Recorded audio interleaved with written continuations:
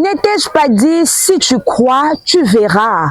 J'aime cette phrase que Jésus avait lancée à Marthe quand elle s'est présentée devant elle pour lui dire, mon frère Lazare est mort. Bien-aimés dans le Seigneur, amis téléspectateurs, à tous qui nous suivent dans cette émission, messieurs, nous voudrions voir Jésus. Je suis heureuse de vous retrouver encore une fois de plus et de vous savoir nombreux devant vos postes téléviseurs pour suivre cette émission. Messieurs, nous voudrions voir Jésus. Alors aujourd'hui, comme toujours, comme d'habitude, nous avons fait une descente Tokitaki Bongo Awana cité Pumbu pour nous visiter une dame qui a un témoignage fort, témoignage profond, et je sais que quelqu'un sera édifié et béni en suivant ces témoignages parce que Nzombeya, pasteur Mathieu, a encore fait dans sa vie. Le Dieu que sert le pasteur Mathieu Bouikobo a encore agi. Parce que notre pasteur, il sert un Dieu vivant, un Dieu qui ne change pas. Il est le Jéhovah Rapha, il est le Jéhovah Nissi, Jéhovah Shama, il fait de grandes choses. Alors, nalobaka toujours, si le Dieu là le fait avec tous ces mondes que vous suivez, il est capable aussi de le faire avec toi qui me suis. Peu importe ton problème, peu importe ta situation, peu importe la maladie qui t'a fléchi les genoux depuis des années, il y a un Dieu qui guérit dans le ciel. Et c'est ce Dieu que sert le pasteur Mathieu Bouikobo. Lelo awa toza na cité Pumbu, na avenue Matondo, tokokuta na bongo, na maman Ramazani, azo tatola nzombe ya Mathieu, asalele ya kokamwa, a ramené dans la vie celle qui était déjà morte, mais Dieu l'a ramenée dans la vie. Je vais vous laisser suivre à ces témoignages forts avec beaucoup d'attention et je vous demande de ne pas quitter car vous serez bénis en suivant ces témoignages. Suivez-moi.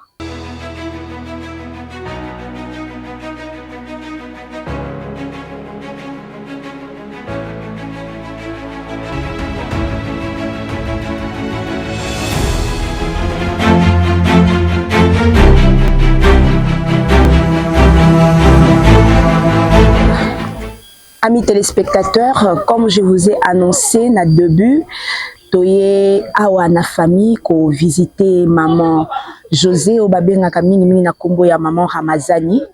Alors c'est un témoignage fort, puissant et profond.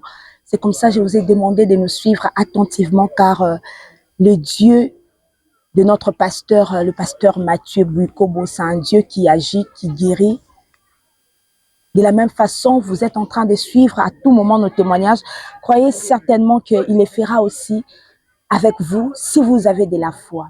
Alors, sans plus tarder, je m'en vais dire bonjour à mon invité, maman Ramazani. Maman, bonjour. Bonjour, Yaya. Boni, maman. Bien, naza bien, ngola nzambe Mathieu azobatela. Ok. To sepeli lelo koya kotala yo awa ipana yo. To ebi kozana témoignage moko très fort, très puissant na oyo ya nzambe ya papa Mathieu asaleli. Alors yango wana ya liboso kobetela non bandeko balandi ndenge nini likambo yango ebalaki puisque maman Ramazani auti na liwa, si on peut le dire comme ça, mais kobetela bandeko balandi. Comment tu es arrivé d'abord ya kosala accident wana ebandaki ndenge nini? Bon, na kumisi na nzambe Mathieu avala loba pe na otombole lisusu.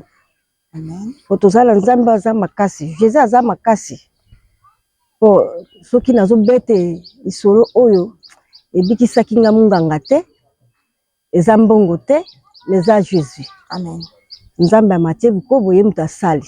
Po lelo na koma leta na zabo epe na temi liboso la bino bandeko na oloba. Eza esengo mingi nzambe ala za totika ete.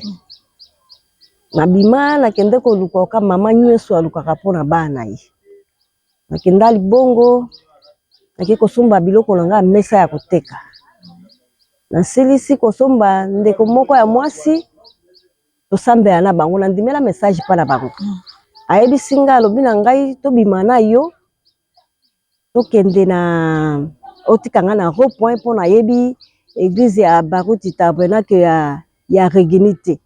Ndeko moko sa moko pe basala opération azana mutute azala mutu akope ko batela na hôpital te mais biso ba sera église ya message nde to batela yi. nayibo na yebi sa église na biso to kende na yo so to komi na kolakisa église ezaka mutu emono na kala musika to bimi to zui transport poto bima nzela rond-point transport ezalaki mwa pasi toye kozwa nzela matete wana na kata oto silisaki déjà bachana na libongo ozaki déjà en route vers déjà pona kozonga toye kozwa nzela matete matete la siko transport ezalaki te toye kozwa moto à 3 pneus tozalaki 9 personnes na kati ya moto wana se na ngai wana tobandaki kokende na ye majiti te tozalaki ni na kati. En tout cas c'est comme si nzambe atindaki ye po abatela ngai tokomi na totiki hôpital ya Kram tomona po matete déjà baye ko recevoir aye kozwa mbongo opesa mbongo ya transport tomisi mpe bambongo topesi na komona namonaki grand car ya minene ememaki basima ndenge ememaki sima namoni yango pembeni na biso eleki mais esilaki te kala mingi te ndenge tosala accident en tout cas nayebi te comprenaki susu nayebaki yango te eza pe na mutu te kaka bongo nayebi na nga yango te ndenge tosala accident nga nayebi te il faut ndeko luka baexplikaki nga ke ndeko amemi nga mbala moko na hôpital ya Kram nde amemaki ngai amemi ngai aye kobenga jeune fille na ngai po biso toza na kimwenza toza na re a petit panier jeune fille wana akimbangu abengi d'abord ke akenda abengi Pasteur Mathieu ayebisi ye mama asala accident Pasteur Mathieu ayebisi ya biso ko komi mbala moko benga ngai akomi na hôpital wana nga nayebi te jeune fille na ngai azo expliquer nga po nazali komi yeba te abandi siko ko expliquer nga bengi Pasteur Mathieu Pasteur Mathieu abandi ko prier a prier ndenge jeune fille ayebisaki ngai esili bapesaki nga kisi penza te déjà yaki okuta batongi nga pota bayebisi biso toluka mwa nini ya bambongo ifo mbongo ezala po batinda biso place mosusu esali pendant tout ce temps maman yo wana ozomiyeba te nazalaki komiyeba te po ezalaki ka moko bonzambi nazalaki na nga komiyeba te naye komiyeba après 2 jours nde naye komiyeba balongoli biso na Kram wana po facture na bango elekaki makasi batindi biso na Ngalima mwana moni ke tokende Ngalima ekoka te fu tozonga kote na biso po toyeba ndenge nini ya kokende place mosusu bakotinda baye kozongisa biso na hôpital ya Lisungi nde tozongi wana tokomi wana honorable Patrick ye mutu ayesu kwa bando posenga question po na fungolaki siko misu na 2e jour wana bolongwe ya Kram tokomi na hôpital ya Lisungi abandi ko posenga ba question honorable Patrick aza moko ba bien aimé ya message oui aza honorable na biso aza Jacques na biso ayaki nano a prier après nde abandi posenga ba question nayebisi ye honorable nzambe alinginga mingi po avana kende libongo na bandaki ko prier depuis 4 ti 5 et 7 minutes na bimi na ke na zuitre nde toye kozonga me ndenge na komi boye na yebi te pona koma mutindo ayebisi nga bite osalaki accident nabi komi yeba nga kaka yango na yebi te siko toza wapi 2e jour bite toza na hôpital ya Lisungi wana tosali 2 jours baye ko batindi biso na nini scanner tokota po batala mutu tokei na onini na scanner ya Cité Verte nde tokendaki tokoti batali baye kozongisela biso résultat na ba 18h eyaki siko ezalaki na kati ya enveloppe après tongo etani ya 3e jour na Lisungi po nzambe batelaki ngai wana wumelaki makasi déjà bien ezalaki te mais nazoloba koloba ngo sikoyo ya makasi te soki nafungoli monoko mwa moke nalobi me bruit ezala pembeni na ngai te en tout cas moto aganga te moto aloba makasi te eloko ekoya te po vertige moko nazoyoka soki balingi batombola ngai fo naganga yesu yesu yesu ifo bakitisa ngai mpo nazomona oke nazokende Et pour ça là qui au côté scanner babimisi ba papier scanner wana ba lakisi babika na ye ekoki na bisote toko kangote wana maman Ramazani a outi ko ça la scanner 2 jours après à revenir parce que pas médecin demandeur les médecins après avoir ça la lecture il y a résultat à se rendre compte que kana oza kisu ya bango babi kana ngai koki na bango te batindi biso campus ko ba découvrir kini ba expliquer non quand même ba expliquer ba bimisi papier wana babi abukani obanda na katikati awa oto mobimba abukani po ndenge na bukana ki wana misuni nyoso poso nyoso elongwaki natikalaki selema na misuni so ibozo mono oyo poso oyo ndenge zo mona na kosunga biso robenda ba image ebotaki kobota salite eza likolo ezaki misuni wana nde ezolongwa babi ebuke to bametindi biso campus mbongo esilaki wana ba résultat ezali o ya scanner aliboso ezo lakisa ndenge maman azwaki ba fracture au niveau ya cerveau résultat ezalaki ngonga to komi na campus bazwaki yango batikalaki na campus mais to tikalaki na CD CD nde ezali o to tikalaki nango et to komi batindi biso campus mbongo esilaki tozongi na ndako 3 jours troisième jour tozo bima po kokende hôpital en tout cas na kufaki nazalaki sute pasteur a prié nazoloba pasteur a prié ki na moment nini pasteur a prié avant to kende hôpital à campus tozala ndako wana bazongisaki biso to kende campus mbongo esilaki bo tozongi na ndako po to kende hôpital mbongo to bengi mwa mbongo nzambe asungi po kote mususu ekangamaki mais nzambe afungoli kote mususu po nzambe amati aza munene afungoli kote mususu mbongo lisungi ye bandeko basungi tobimi mpona okende na campus pasteur mati a prié azali koloba na sololi pe na jeune fille na ngala jeune garçon na ngai to solo esi ko mataka ko bima na balabala en tout cas na zai soutien na kofi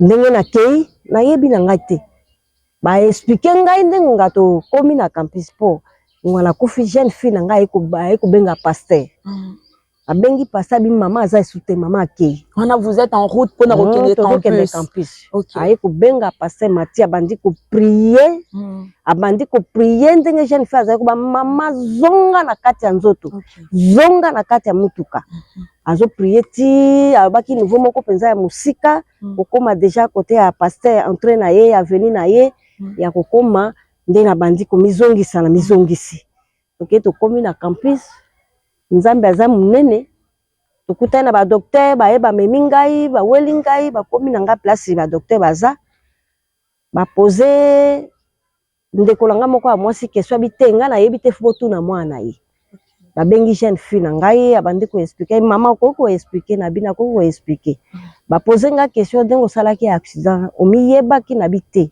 na miyebaki après 2 jours po nazali ko miyeba te ndenge pe to sala accident na yebite on a déjà bayambi bino na campus sur la campus ba médecin ba meki un peu ko tuna ndeko alors tango bayambi aussi ko qu'est-ce qui s'est passé après ndenge bayambi ngai babando poser nga ba question na bandi pe ko répondre bango mais nga moto na uti kokufa mais nzambe azungi singa nzambe aza munene nzambe passer Mati aza munene futu kumisa Jésus baye ko poser nga ba question na bandi ko expliquer boti ba meminga baye ko tianga na salle ya urgence batenga wana ba docteur 5 baye baza pembe tout à tour na ngai ba bandi ko poser nga ba question bazutu na ngai ti ba komi ba kisi ba komi 10 ampoules na tongo 10 ampoules na pokwa na ba 20h ndenge ba bandai ko pesa nga ba kisi ezalaki bongo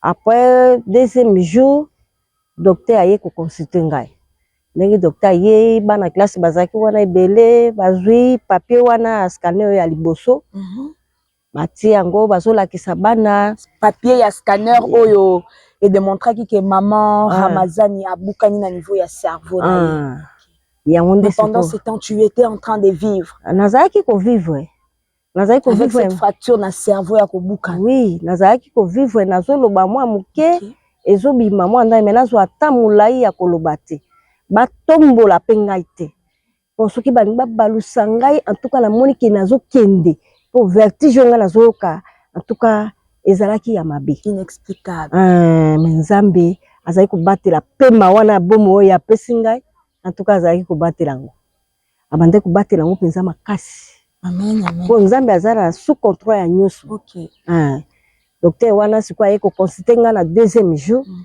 abandi ko poser nga ba question abi mama est-ce bala ou bien au balate ou bien au kufela na bibi naza veuve mbai nanga uti kokufa une année et demie abi mama likambo yebisinga touché nga makasi mais namoni okoumela te na kobimisa yo docteur moko yebisi te papa docteur to consultaki il faut basala opération akopesa $4000 pour ba opérer bazongisa mikuwa mutu wana ebukani wana ngala zaki $4000 ngala zaki na ngaka kimia na otala bango docteur beti docteur wana maboko ayebisi abi balubaka bongo te abi mama na yebiki azali ko consoler ngai abi tokozwa nini moko tolatisi yo na mutu ekobanda kozongisa mikuwa wana deja kingo penza mwa ezalaki te balatisi nga biloko moko bona kingo po na banda ita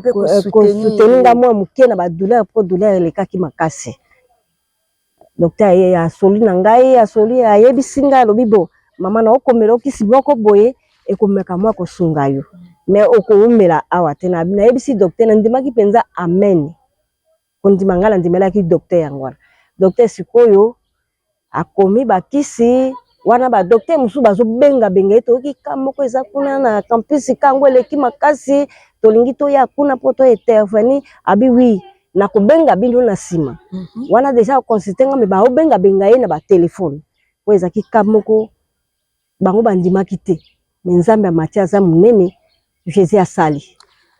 Amen. J'aime quand maman dit ça, Jésus a sali. Vous comprenez que témoignage est tellement fort. Il est capable, c'est un Dieu grand. Nzambe nabiso baka impossible comme la Bible dit, rien n'est impossible à Dieu, car tout est possible à celui qui croit. Donc maman Ramazan, témoignage naïsa fort, mais nous sommes à la télé. Toza un peu courir derrière Ngonga Nabiso. Maman Ramazan, je reviens vers vous.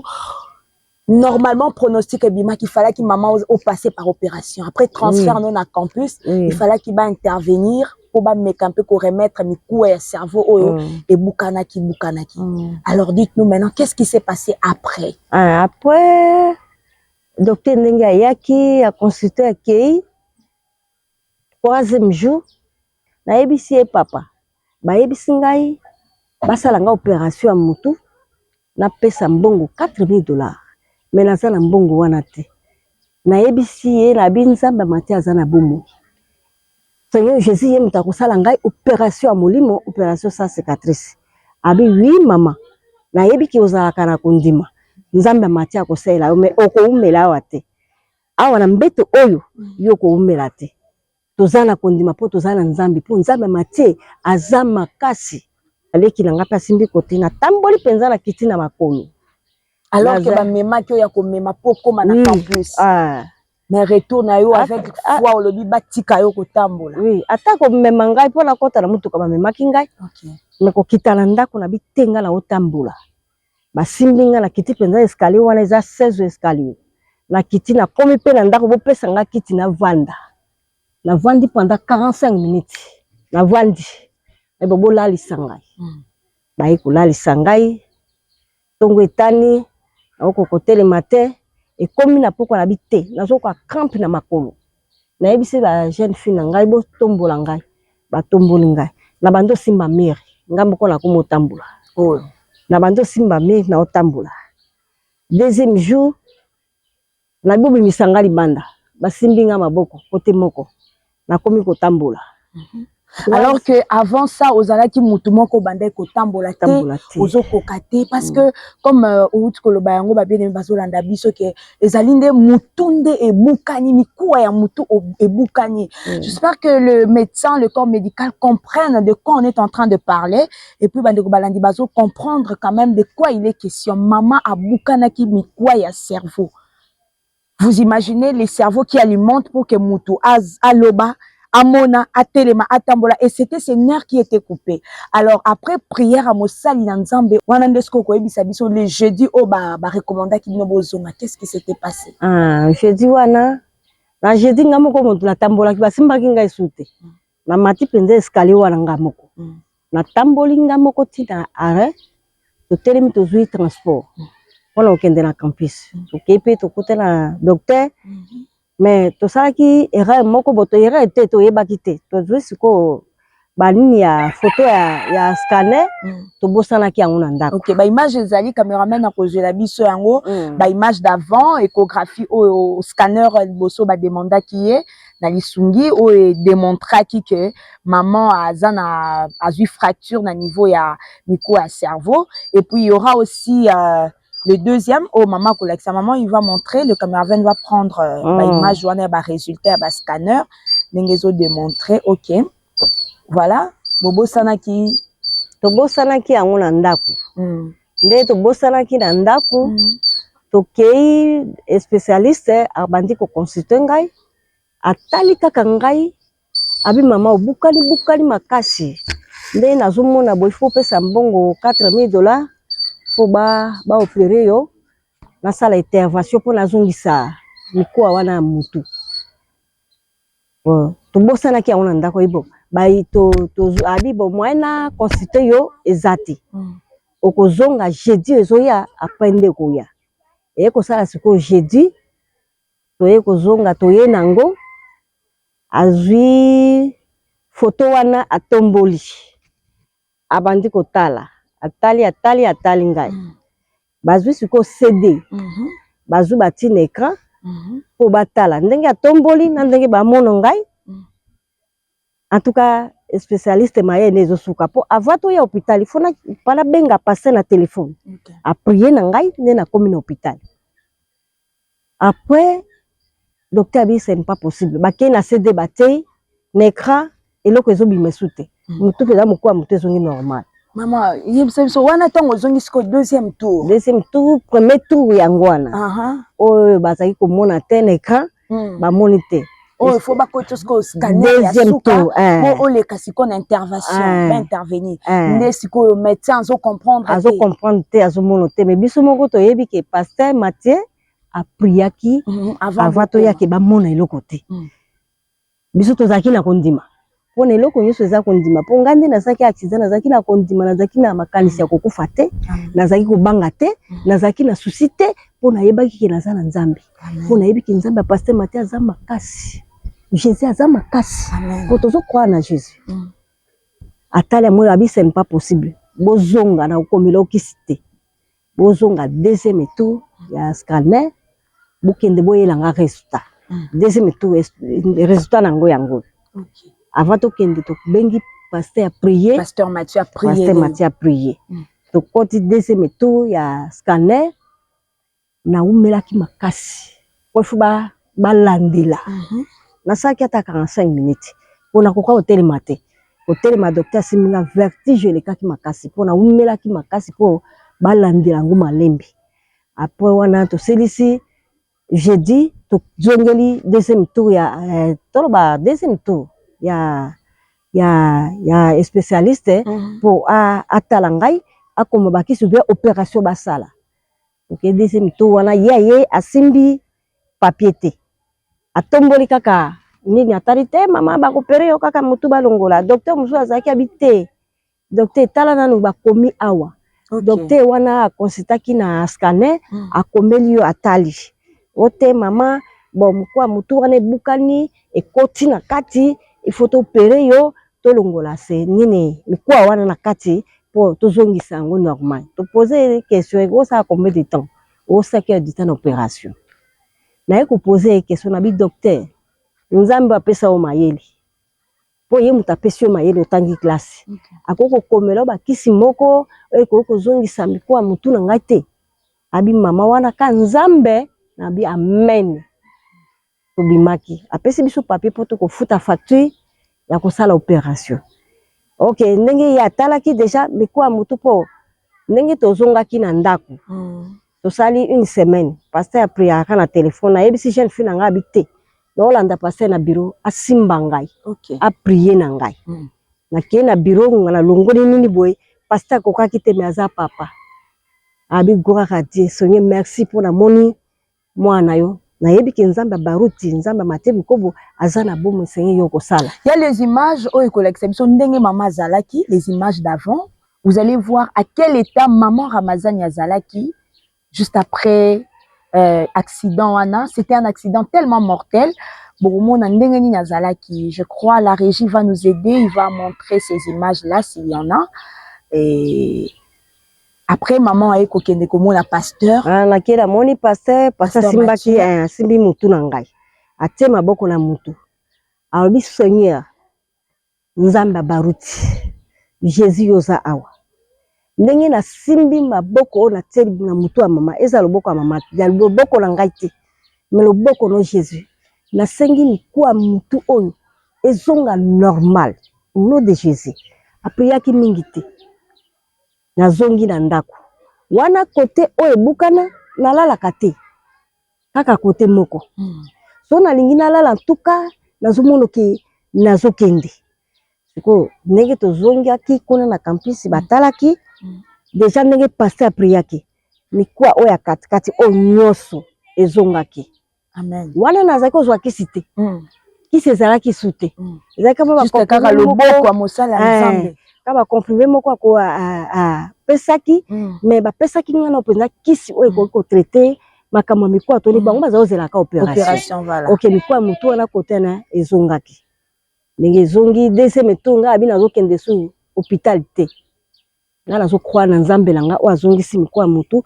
ndambo etikali ye mutu asala ndambo soki etikalaki ebandisi ko komata malembe c'est que soki a prié emati malembe soki a prié emati mais nazotambola nazali kotambola na ngai quel phénomène nazovanda nakomi pe kolala na bité bruit moko ya musique elekaki po place tozala ngo eza ba bruit elekaki eko koma vendredi na bité wana tous ces temps boza na ndaku tozana ndako déjà tosi tozongi nga nazozwa guérison na zambi na ndako OK nazaki na hôpital te baninga musu bakosa na hôpital 6 mois na ka onga nazala ngo menga nazaki na campus 2 jours nazaki mois te semaine te 2 jours ton bande kozonga par rendez-vous nde la bandaki kozonga ndako wana ndenge tozaki na ndako na otambola na ngai mais musala na kokate bimi makasi kozokoka makili na yako yebisa jeune fille na ngabi o nga nazoka bruit ya musique eza eloko ya mokili mais manga tozokende lelo prier à vendredi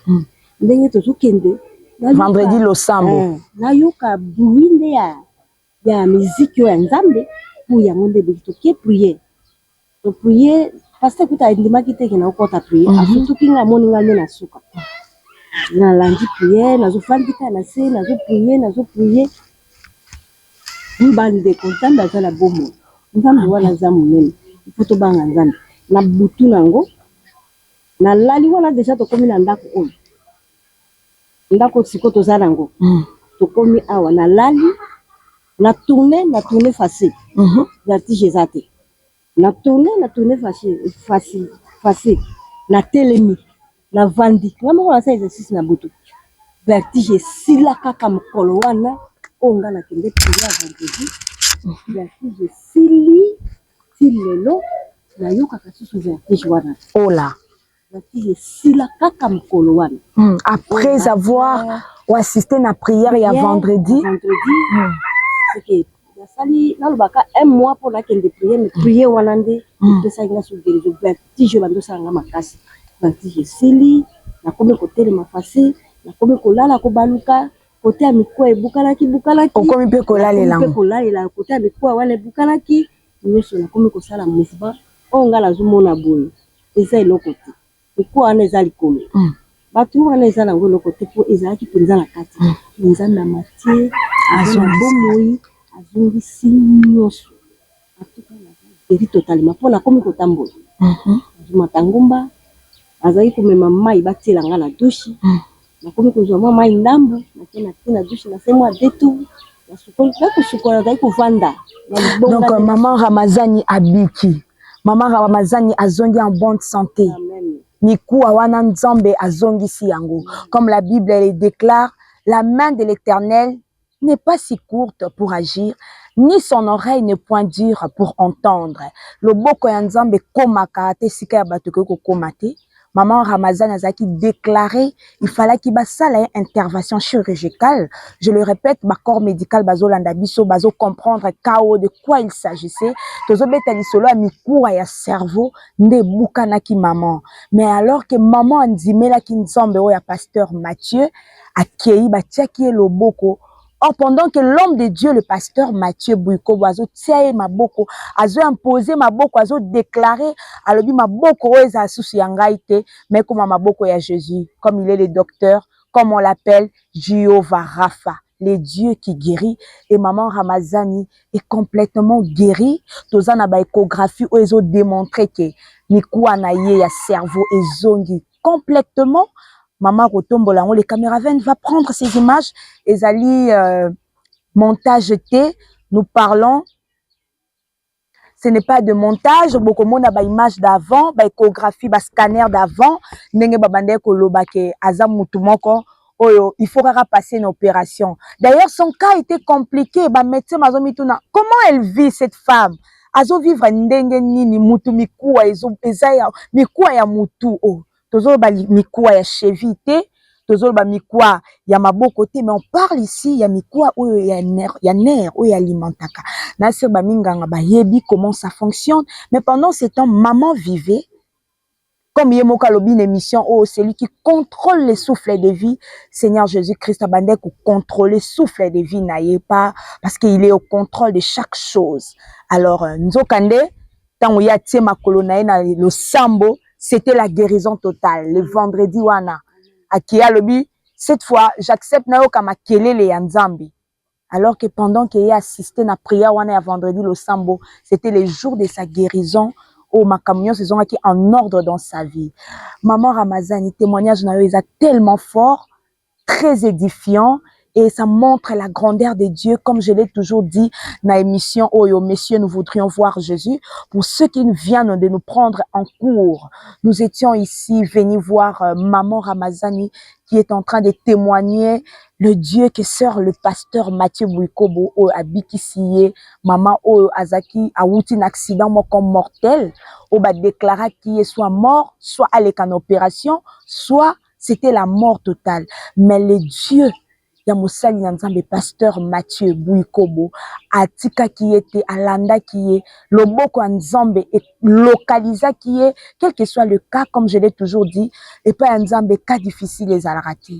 Ça peut paraître difficile chez les hommes.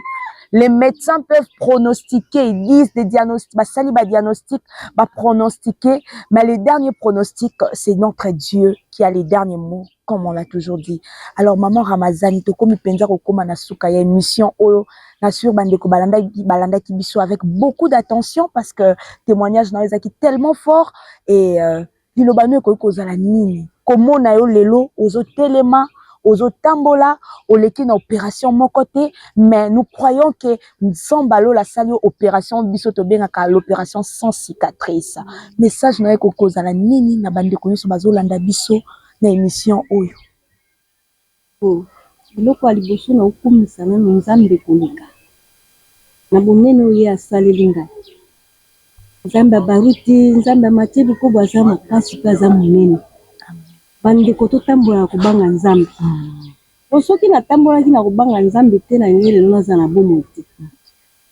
Hôpital ebikisi ngai te, docteur ebikisi ngai te, mbongo ebikisi ngai te, mais docteur Jésus.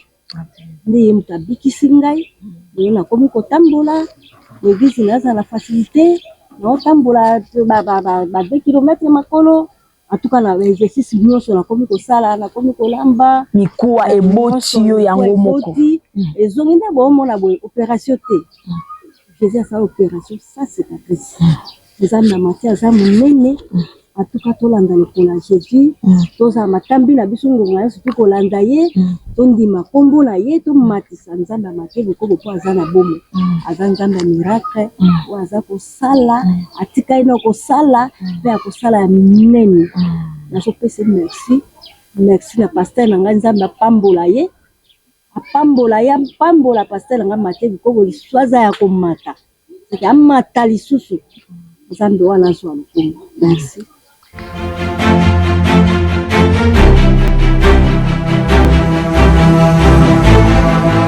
Voilà, quel témoignage fort, quel témoignage puissant.